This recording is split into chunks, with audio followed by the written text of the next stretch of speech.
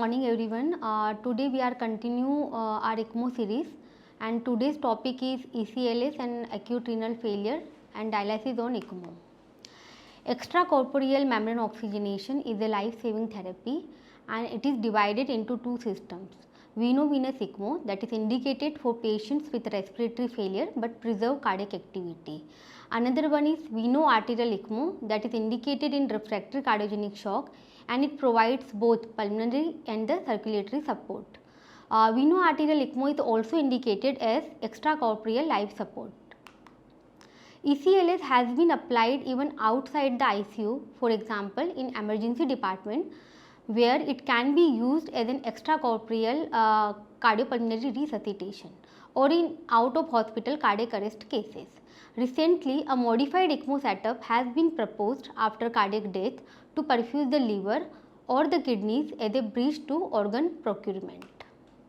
Despite improving survival in patients who require ECMO in recent years, adverse effects are common, including acute kidney injury, infection, thrombosis and bleeding. AKI is a frequent complication among patients treated with ECMO, resulting in increased morbidity and mortality.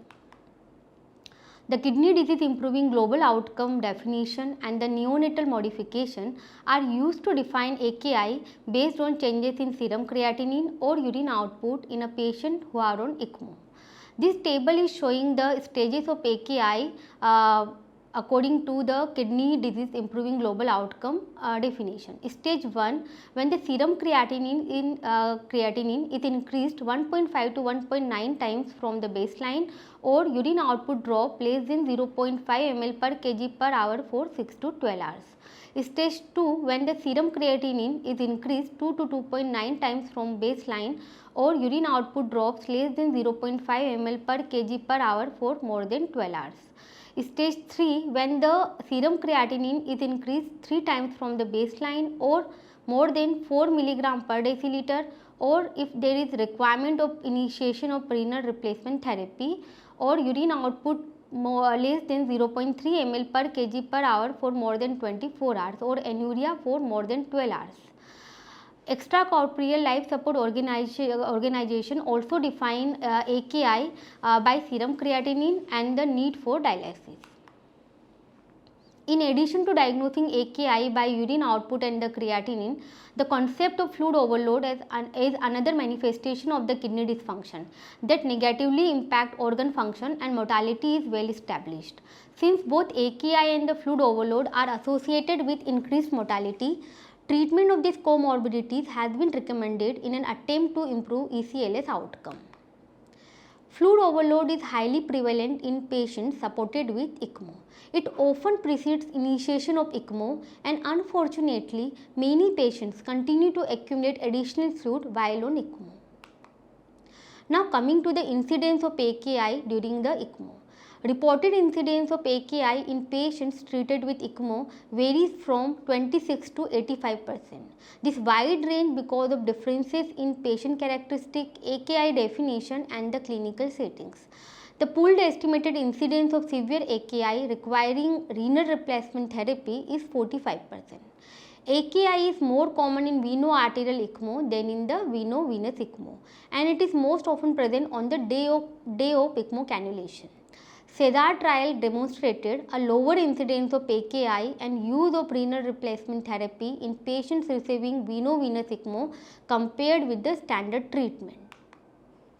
Now coming to the pathophysiology of AKI during the ECMO.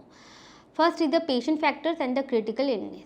Prior to ECMO initiation, hemodynamic instability, low cardiac output, high intrathoracic pressure, exposure to nephrotoxic agents, severe hypoxemia, hypercapnia, systemic inflammation or immune mediated effects, neurohormonal dysregulation can contribute to AKI. In patients with the heart failure, cardiac dysfunction, increased intra-abdominal pressure, renal congestion contribute to impaired renal blood flow and cardiorenal syndrome.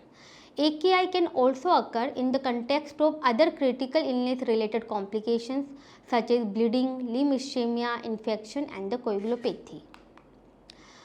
Another factor which involved in the implication of AKI, which involved in the development of AKI during ECMO is mechanical ventilation. How mechanical ventilation affect the renal function? So, invasive mechanical ventilation is associated with the altered hemodynamics and the release of pro-inflammatory cytokines such as tumor necrosis factor alpha, interleukin 6 and interleukin 8. Plasma cytokine concentrations are predictive of AKI development and renal non-recovery. Another factor during the mechanical ventilation affect the renal function is the PEEP. Although PEEP has several beneficial effects for lung recruitment and it decreases LV preload, but increasing PEEP or tidal volume may elevate intrathoracic pressure, reduce venous return, decrease cardiac output, and it increases RV afterload, which results in increased systemic venous pressure that lead to venous congestion and ultimately reduces renal perfusion.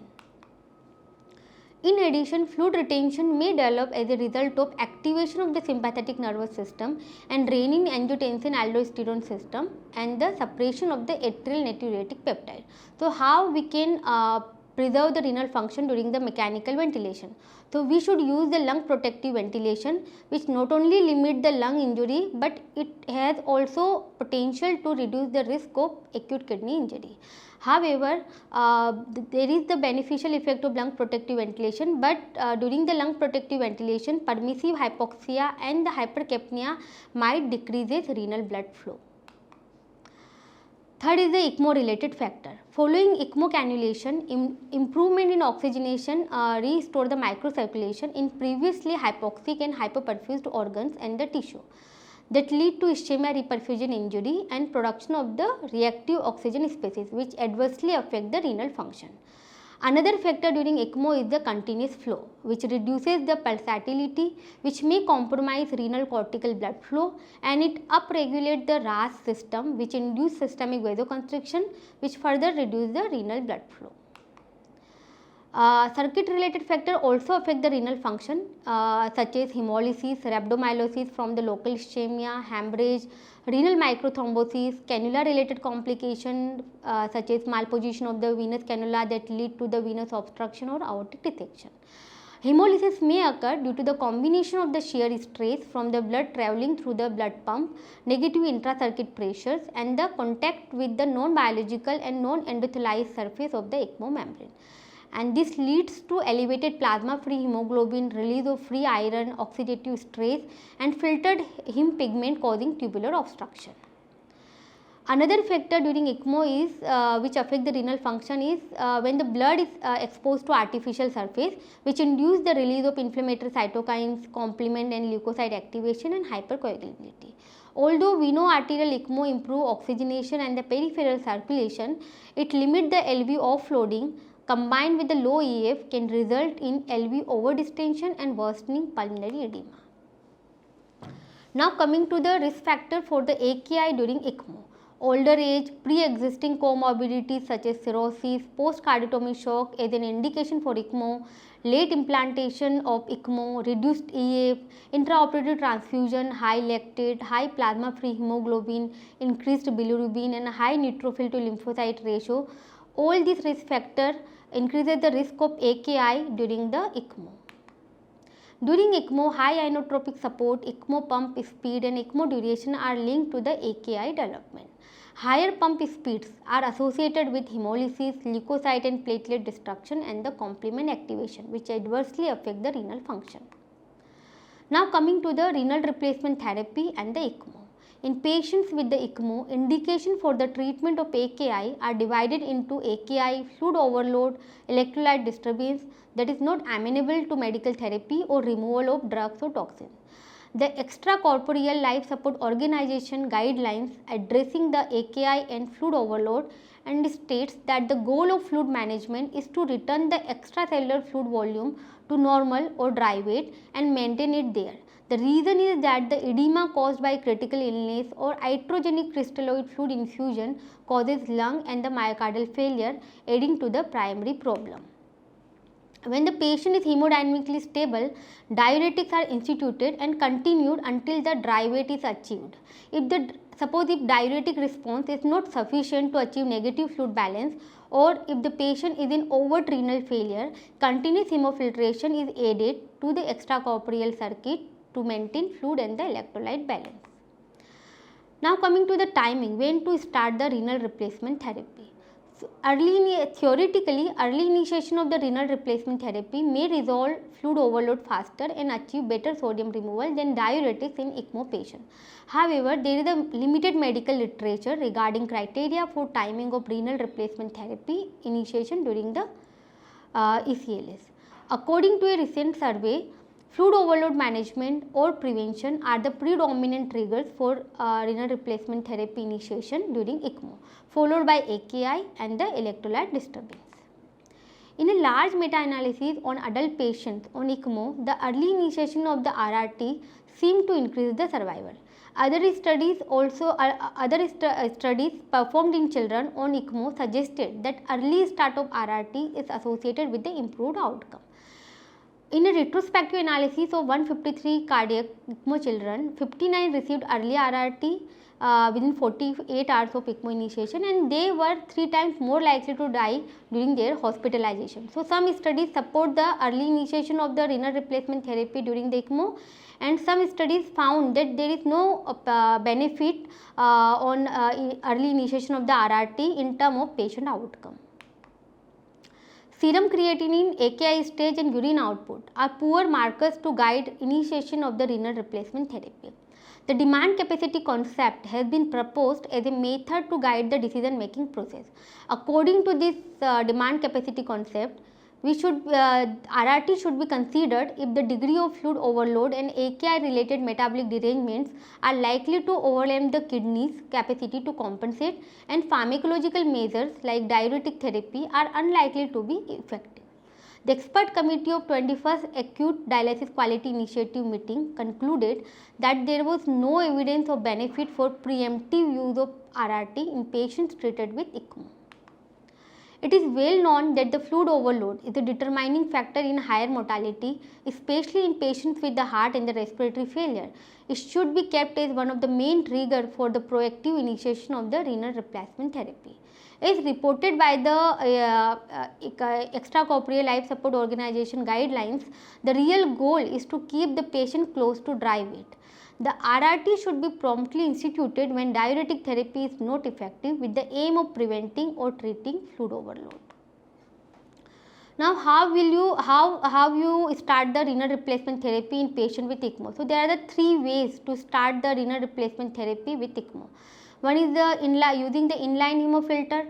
Second is the connecting a RRT device to the ECMO circuit, that is the integrated system, and third is using a separate RRT access from the ECMO circuit, that is a parallel system. First is inline hemofilter. It is possible to provide renal replacement therapy by incorporating a hemofilter into the ECMO circuit. The filter inlet is connected after the pump and filter outlet before the pump. The hemofilter is placed after the pump but before oxygenator, so that the oxygenator can trap air and the clots. The positive pressure from the ECMO circuit will forward the blood flow through the hemofilter. Then blood is returned from the filter to the ECMO circuit before the pump. The advantage of the inline hemofilter is low cost, the easy setup, and absence of need for second device and separate vascular access. The main disadvantage of inline hemofilter is the absence of pressure monitoring, a less precise ultrafiltration with limited solute clearance, requiring an external pump to control it, a high risk of hemolysis and enhanced systemic inflammation for the flow turbulence. Second is the parallel system. Setting up an independent RRT device is simple, as it does not require ECMO circuit manipulation. Dose and modality can be adjusted and fluid balance can be controlled in a precise manner as per usual protocol. Regional anticoagulation can also be added and optimized to prolong filter longevity. However, the need to insert a separate vascular access while patient is systemically anticoagulated increase the risk of bleeding, line related mechanical and infectious complications. This technique also requires an additional extracorporeal blood volume, which might interfere with the ECMO performance. Third is the integrated approach. Renal replacement therapy inflow, RRT inflow and outflow can be integrated into the ECMO circuit before the oxygenator in 3 different sections with the different pressure. First is the limb of the ECMO circuit with the positive pressure after the centrifugal blood pump. Second configuration where the limb of the circuit with the negative pressure before the centrifugal blood pump, and third configuration where the CRRT inflow is connected to the limb of the ECMO circuit with positive and the outflow in the negative pressure side. Unlike the inline hemofilter, this approach allows to monitor the pressure and guarantee a more precise ultrafiltration with an effective solute clearance. Main disadvantage is the exposure of RRT machine to pressure outside the safety range. In some RRT devices, these pressure changes might trigger the RRT pressure alarm and often lead to repeated stops in the treatment with increase in downtime and decreased delivered dose. However, third and fourth generation RRT machine can adjust the pressure ranges to the integrated setup and allow to safely run the dialysis session.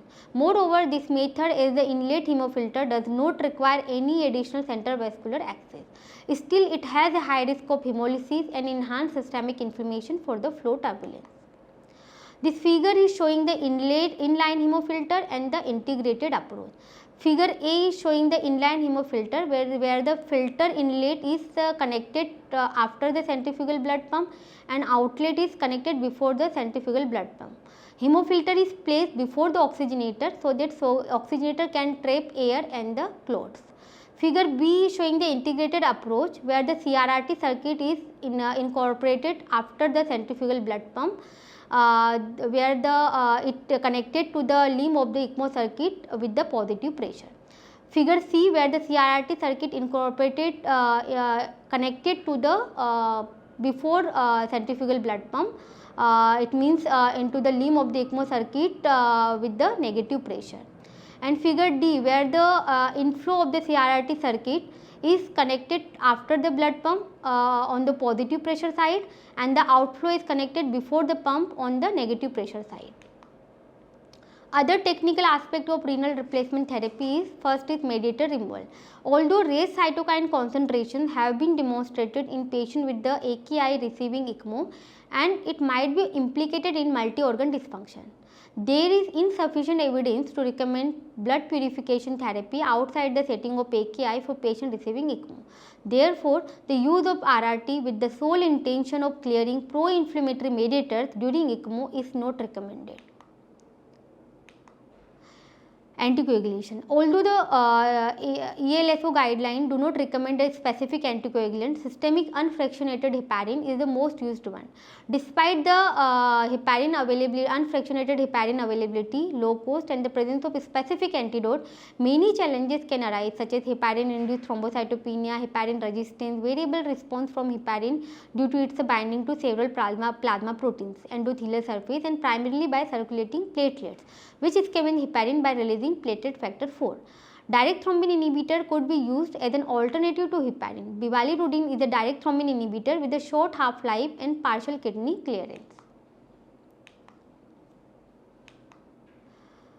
Drug dosing. ECMO and the RRT can significantly alter the pharmacokinetic of medications such as antibiotic and the sedative. Yet, little is known about the optimal regimen for patients treated with both RRT and the ECMO. ECMO increases the volume of distribution and reduces drug clearance. The ECMO circuit might act as a reservoir and redistribute the sequestered drug back into the patient, leading to prolonged effect, especially of the lipophilic medication with large volume of distribution such as voriconazole, propofol, fentanyl and midazolam. In contrast, the ECMO membrane and tubing may absorb some drugs and reduce plasma concentration. The presence of RRT increases the risk of both under and the overdosing further.